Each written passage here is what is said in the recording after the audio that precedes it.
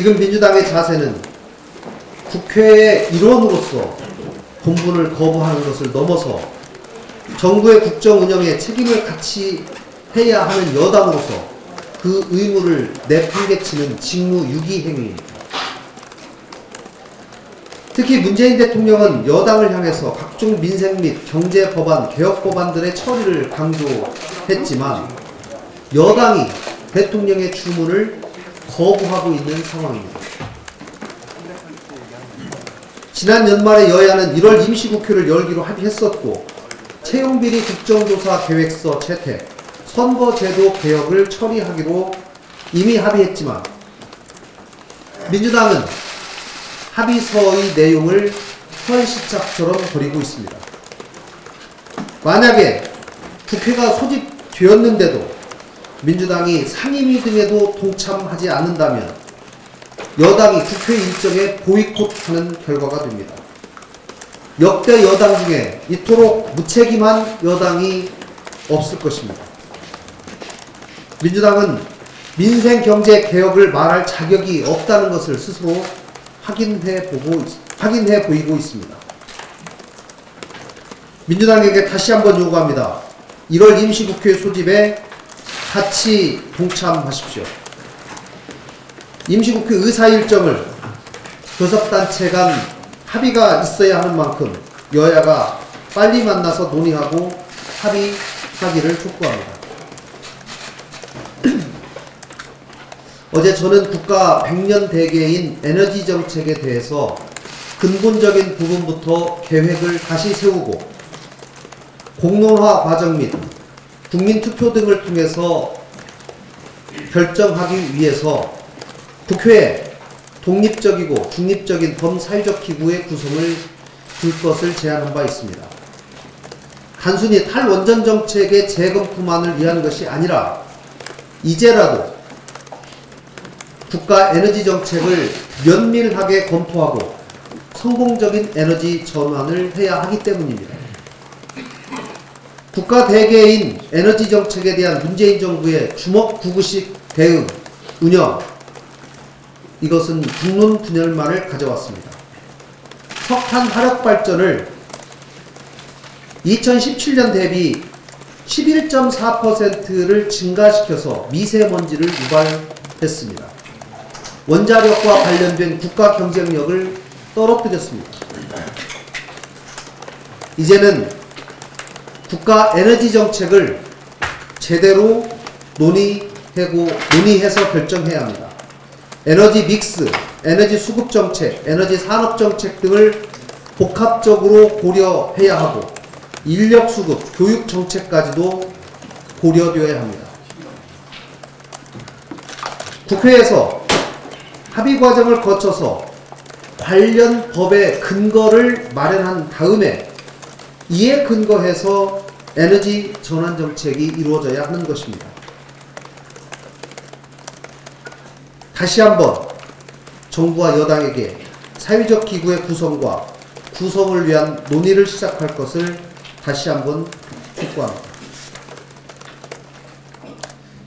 연동형 비례대표제 선거제도 개혁에 대해서 20일까지 정개특위가 합의된안을 내놓겠다고 당초 얘기를 했습니다마는 지금 시간이 그리 많이 남지 않은 상황입니다. 이 부분에 관한 조속한 합의를 위해서 민주당과 자유한국당은 각 당의 입장을 조속히 내놓을 것을 촉구합니다. 의원 정수 문제를 핑계로 선거 개혁 논의를 미루고 있는 양당에게 조속한 입장을 내놓기를 다시 한번 촉구합니다. 민주당은 어제 정개특위 간사가 의원 정수 300명 유지, 3대1의 비례성을 검토해서 현 지역구에서 28개를 줄이는 것에 대한 가능성을 언급했습니다. 적정한 비례성을 둔다면 당초 중앙선관위 권고대로 2대1의 비례성을 두는 것이 바람직하지만 그래도 이 정도의 의견을 제시한 것에 대해서 평가를 합니다. 하지만 한국당은 여전히 의원 정수 문제만을 언급할 뿐 어떠한 의견도 명확하게 내놓지 않고 있습니다. 어제 야사당 원내대표가 합의문을 발표했습니다. 그 합의문에는 1월 내에 합의 처리하기로 되어 있는 선거제도 처리를 해야 된다라고 하는 점을 다시 한번 확인했습니다. 한국당은 책임 있는 자세로 분명한 대안을 조속히 제시해야 합니다. 김병준 비대위원장과 나경원 대표께서 정치력과 지도력을 최대한 발휘해서 한국당의 입장을 신속하게 결정해 주실 것을 촉구합니다. 선거개혁 완수는 20대 국회의 사명입니다. 절박한 마음으로 1월 합의 처리 약속을 지켜내도록 노력할 것을 다시 한번 촉구합니다. 이상입니다. 어제 국회 과방위에서는 KT 통신구 화재 관련 현안 보고가 있었습니다. 화재 원인은 사고 발생 50여일이 지난 지금까지도 밝혀지지 않았습니다. 또한 이번 사고 당사자인 KT는 통신구의 등급 조작, 부실한 통신구 관리, 부실한 화재 안전 관리가 속속 드러났음에도 불구하고 등급 변경 당시에 해당 전화국에 사정 등급을 운운하며 책임을 회피하려는 태도로 일관했습니다. 또한 화재로 소상공인들이 적게는 100만 원에서 많게는 1000만 원까지 영업 피해를 보았다고 주장하고 있는 것에 대해서 KT는 화재로 인한 통신장애로 인한 영업 피해에 대한 책임은 약관에 없음을 고집하며 선심 쓰듯 위로금만을 말하다가 상임위가 열리기 하루 전에야 피해 상인과의 협의를 할 수 있는 상생보상 협의체를 만들겠다고 했습니다. 이번 사건의 책임자인 KT는 화재로 인한 통신장애로 영업피해, 일상생활의 어려움을 겪은 피해 국민들에게 실제 손해액에 해당되는 피해 보상 대책을 반드시 마련을 해야 할 것입니다. 또한 시대에 뒤떨어진 약관에 대한 것도 개정을 검토해야 합니다. 우리나라는 전 세계적으로 가장 빨리 5G 상용화 서비스에 나서고 있습니다. 5G 시대로 갈수록 4차 산업혁명 기술과 함께 통신 서비스 역시 다양해질 것입니다. 하지만 그만큼 통신 서비스 장애 발생 시 나타날 수 있는 이용자 불편 그리고 이용자의 안전 보호도 예측할 수 없을 만큼 다각적입니다. 정부는 우리 통신사들이 최고라는 함정에 빠져서 가장 기본적인 안전 문제, 이용자 중심의 배상 대책에 소홀하지 않도록 철저히 점검하고 감독해야 할 것입니다. 바른미래당은 앞으로 진행될 KT 화재 관련 청문회에서 KT 화재에 대한 확실한 화재 원인 규명과 재발 방지 대책 마련으로 안전한 국가 통신망 구축에 앞장서고 또한 제대로 된 피해 보상이 이루어질 수 있는 체계를 만들 수 있도록 최선을 다할 것입니다. 이상입니다. 최도자 의원입니다. 어제 올해 첫 국민연금 기금운용위원회가 열렸습니다. 위원장인 보건복지부 장관은 수탁자 책임을 이행하는 처제로 만들겠다며 대한항공에 대한 적극적 주주권을 행사하기로 결정했습니다. 사실상 조양호 회장 일가에서 주주로서 의결권을 행사하겠다고 결정한 것입니다. 땅콩해양, 물벼락 갑질, 면허대여 약국, 배임 등 국민의 노후 자금이 조양호 일가의 경영권을 보호하는 데 사용돼서는 안 됩니다. 하지만 대한항공을 시작으로 국민연금의 주주권 행사가 정부의 재벌 길들이기에 사용되지는 않는지 심히 우려스럽습니다. 이번 안건은 참여연대 집행위원장으로 활동하는 위원이 상정을 요구했고 중기중앙회, 한국노총, 민주노총, 참여연대, KDI 등에서 추천한 위원들이 찬성에 결정되었습니다. 재계추천위원회에 반대가 있었지만 소수였고 사실상 시민단체가 제안하고 정부가 동의하면 못할 것이 없는 상황입니다. 노무현 전 대통령은 기금운용본부를 기금운용공사로 독립시키려고 기금운용위원회를 복지부에서 분리하는 계획을 추진했었습니다. 문재인 대통령도 연금을 정치, 경제 권력으로부터 지키겠다는 공약을 했었습니다. 하지만 작년 말 문재인 정부가 마련한 개선 방안에는 그동안 주장했던 기금 운영이어 독립성 강화 부분이 빠져 있었습니다. 정권을 잡으니 마음이 변한 것이 아닌지 궁금합니다. 정부가 연금을 무기로 개별 기업의 정치적 영향력을 행사하면 국민의 노후도 같이 흔들릴 수밖에 없는 상황입니다. 정부의 의결된 행사에 앞서 그 결정이 투명하고 독립적으로 결정될 수 있도록 기금 운영이 위원 선발과 의사결정 과정의 전면적인 재검토가 필요합니다. 이상입니다. 교육위원회 간사 임재훈입니다. 오늘은 학교 성면 관련해서 말씀드리겠습니다. 우리 다음 세대들의 안전이 여러분들 잘 아시는 대로 1급 발암물질인 성면으로부터 심각하게 위협받고 있습니다.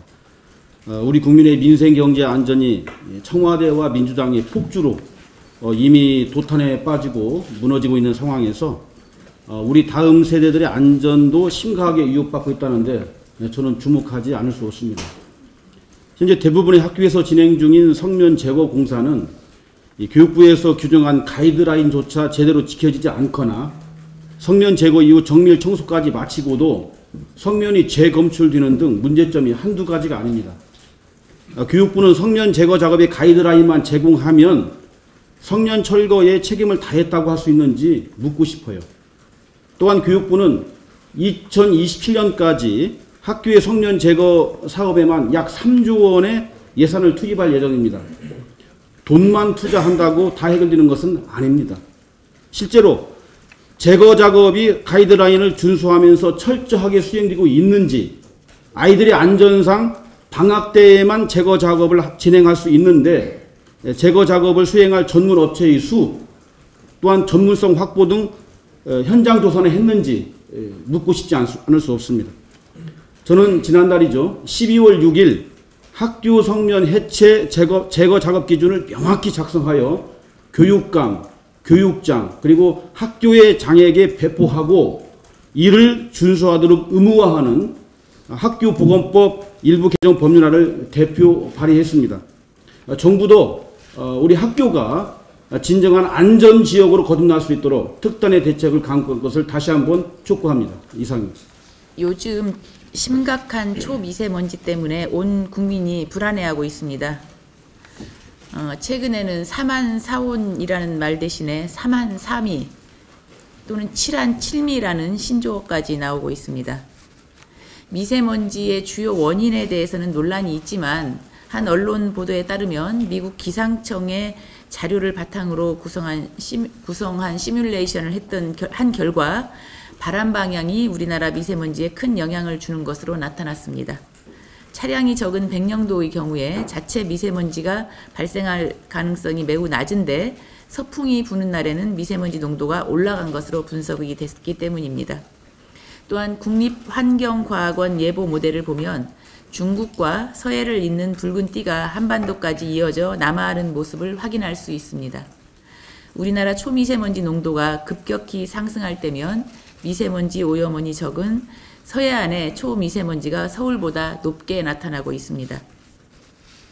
물론 국내적인 미세먼지 발생 요인들도 줄여야 마땅하지만 중국과의 협력을 통해서 미세먼지를 줄이는 노력도 매우 중요합니다.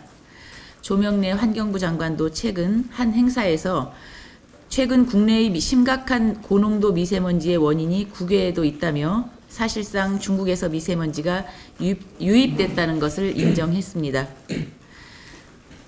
물론 주권 이익 경쟁으로 인해서 중국 측에 모든 책임을 묻기 어려운 게 현실입니다. 따라서 중국과 우리나라 간의 1대1 협력보다는 이번 기회에 한국, 중국, 일본, 몽골 등 동북아 국가 정상이 참여하는 저탄소 기후변화 협의체 구성을 제안할 필요가 있다고 봅니다. 중국도 파리 기후변화 협약 이후에 기후 문제에 대해 관심이 높아진 만큼 우리의 제안을 거부하기가 힘들 것으로 판단이 됩니다. 체육계 성폭력과 관련해서 간단히 말씀드리겠습니다. 1년 전에 서지현 검사의 폭로로 시작된 미투 운동이 정치계, 문화예술계를 넘어서 이제 체육계로 들불처럼 번지고 있습니다. 심석희 선수, 신유용 선수 등의 용기 있는 고백으로 우리 사회 체육계의 권력형 성폭력이 조금씩 드러나고 있습니다. 그러나 아직도 세상에 드러내지 못하고 가슴 졸이며 고통받고 있는 피해자가 많을 것입니다. 우리 사회는 그동안 성폭력 사건에 대해서는 마치 피해자에게 문제가 있는 것처럼 손가락질하기 일쑤였습니다. 용기를 내서 고소를 해도 수사 과정에서 제대로 수사가 이루어지지 않거나 또는 여론에 의해서 비난을 당하는 등 2차 피해를 당하기도 했습니다. 그러다 보니 피해자는 피해 사실을 드러내기를 꺼리게 됩니다. 이번 기회에 체육계의 뿌리 깊은 성폭력이 모두 밝혀져서 더 이상 체육계의 성폭력이 발붙이지 못하도록 해야 합니다. 이번에도 체육계의 성폭력을 뿌리 뽑지 못한다면 또다시 메달을 받아야 한다는 이유로 폭력과 나아가 성폭력을 당하면서 피눈물을 흘리는 선수들을 우리 사회가 방치하는 것이 될 것입니다. 이상입니다. 어제 황제 보석 논란의 당사자인 이호진 전 태광그룹 회장의 재파기환송심 결심 공판에서 검찰은 징역 7년과 벌금 70억 원을 구형했습니다. 이호진 측은 어제 법정에서 일주 세화학원에 400억 원을 기부해서 세화여고 등 강남 명문고를 성장시켰고 저소득층 지원 배경을 마련했다며 선처를 호소했습니다. 그런데 이 400억 원의 기부, 이호진 회장이 한 것이 아니라 태광그룹 기업들이 한 것입니다. 이호진 전 회장은 회사 돈을 횡령해서 재판을 받았으며 또다시 회사 돈으로 낮은 형량을 사려고 재판 거래를 시도하는 것입니다. 기업이 범죄를 저지른 임원의 변호사 비용을 대주면 업무상 횡령에 해당합니다. 그런데 범죄 임원의 형량을 낮춰달라고 선처를 호소하기 위해서 기부를 하거나 그 밖에 막대한 비용을 지불했다면 이거는 과연 괜찮은 것일까? 제가 법사위에서도 여러 차례 지적했지만 법원은 예전부터 기업인인 개인과 법인인 회사를 구분하지 못하고 있습니다. 최근 부영그룹 이중근 회장 1심 판결에서도 회사가 돈 벌려고 한 임대사업을 이중근 회장의 가명사유로 판단하는 기가 막힌 판결을 했었습니다. 이렇다 보니 총수 일가의 재판에 걸려있는 기업들은 사회공헌이나 대규모 투자계획을 발표하는 방식으로 회사 돈으로 총수 일가 개인 범죄 행위에 대한 선처를 호소하는 시도를 하고 있습니다. 그리고 어제 이호진 전 회장의 주장도 그러한 맥락입니다. 법원에게 강력히 촉구합니다. 이번 이호진 회장 사건에 대해서 대법원은 2번의 파기환송을 하면서 2011년에 시작된 재판을 여기까지 끌어왔습니다. 뿐만 아니라 문제 제기 끝에 취소가 된 병보석을 8년 가까이 허용하면서 역사상 유례없는 황제 병보석 특혜를 주었습니다. 법원은 이 전 회장에 대해 더 이상 시간 끌기 없이 조속히 판결을 내려야 할 것입니다. 그리고 무엇보다 태광그룹의 사회적 공헌을 이유로 이 전 회장의 개인 범죄에 대한 면죄부를 주어서는 안 될 것입니다. 범죄와 불법행위로 회사와 회사의 주인인 주주들에게 막대한 손해를 입힌 경영자는 본인의 행동에 대한 책임을 반드시 져야 할 것입니다. 추가로 좀 말씀드리겠습니다. 어제 제가 대한항공 정상화를 위한 국민연금의 역할이라는 토론회를 주최하였습니다. 국민연금이 정부의 입김과 재벌 총수의 이익으로부터 독립하여 가입자인 국민의 이익만을 위한 주주로서의 역할을 해야 된다는 것입니다. 국민연금이 정부의 관치로부터 독립되었다는 것을 증명하기 위해서 국민연금은 상장 공기업의 낙하산 임원 선임에 대해서 반대 표결을 해야 할 것입니다. 두 번째로 재벌 총수 이익으로부터 독립되어 있다는 것을 증명하기 위해서 조양호 회장 같은 불법 경영진을 퇴출하는 데 국민연금이 함께 해야 할 것입니다. 저도 2019년 대한항공 주주총회에 참석해서 불법 경영진 퇴출, 지배구조 개선, 재벌 개혁을 하는 곳에 함께 하도록 하겠습니다. 이상입니다. 어제 하루 종일 서영교, 손혜원 두 분의 이름이 검색 상위 순위에 랭크되어 있었습니다. 스카이캐슬의 높은 벽을 뛰어넘지 못하고 2등, 3등을 줄곧 달려왔었는데요. 오늘은 1등, 2등을 차지할지를 제가 지켜보겠습니다. 저는 두 분의 의원님들이 대응하는 그 태도에 대해서 한마디 지적하고자 합니다. 모든 국회의원들이 다 그렇게 행하고 있지는 않습니다. 특히 법사위원들이 재판에 개입하거나 청탁을 한다라고 오해하지 않아 주시길 바랍니다. 억울한 사연을 구제하는 피해자의 인권 보호자로 항변하며 대응을 하고 있는데 전혀 말이 안 되는 얘기고 약천 오거리 사건과 또 무기수 사건을 항변했던 본인의 주장과 근본 재판 청탁의 내용들을 등치하려고 하는 것은 전혀 별개의 문제라는 것을 다시 한번 말씀드립니다. 본인의 선거 연락사무소장의 아들을 강제추행죄로 재판받고 있는 과정에서 그것을 청탁하는 행위가 어찌 약천 오거리 사건과 같다라고 얘기할 수 있겠습니까? 더군다나 그 피의자는 이미 공연음란죄로 전과가 있었고 그리고 피해자를 물색하고 다가가서 바지를 내려 손을 벌려 강제 추행하려고 하는 의도가 분명히 담겨져 있는 악질적인 범죄 행위였습니다. 그것을 인권 옹호자로 대변하는 것은 전혀 말이 안 된다는 말씀을 드립니다. 또 한 가지는 손혜원 의원의 경우는 문화재를 보호하는 문화지킴이로 지금 둔갑해서 항변하고 있는데 정말 부끄럽습니다.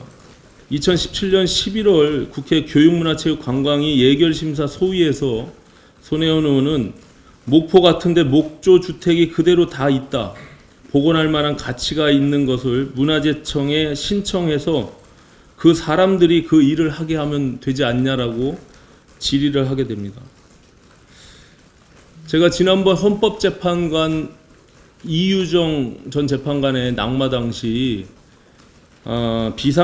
비상장 주식의 내부 거래로 인해서 저평가된 주식을 가치를 느껴서 매입하고 그것이 구입한 후에 주식 상장은 내 소관이 아니다라고 얘기하는 것이 꼭 지금 손혜원 의원이 얘기하는 것처럼 문화재의 가치를 느껴서 구입한 후에 문화재 지정, 선정은 내 소관이 아니다라고 얘기하는 것과 별반 다르지 않다라고 생각합니다.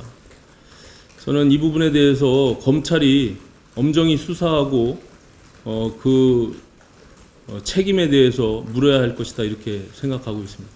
이상입니다. 네, 더 공개적으로 발언하실 의원님들 안 계시면 비공개로 전환하도록 하겠습니다. 의원 여러분 고생 많으셨습니다. 감사합니다.